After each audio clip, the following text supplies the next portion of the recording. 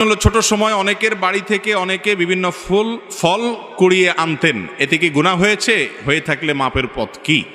এ বিষয়ে আমরা বিভিন্ন জায়গায় প্রশ্ন উত্তর দিয়েছি। এই আকামটা, এই চুরিটা মোটামুটি সবার জীবনে, বেশিরভাগ মানুষের জীবনে কম বেশ হয়।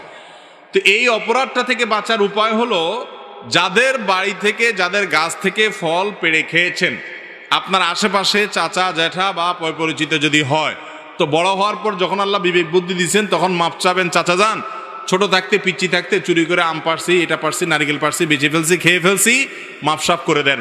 কেউ এটা আটকে রাখার কথা না। আপনি মাপ চাইলে কি করবে? মাফ করে দিবে ইনশাল্লাহ, মাপ চেয়ে নিবেন।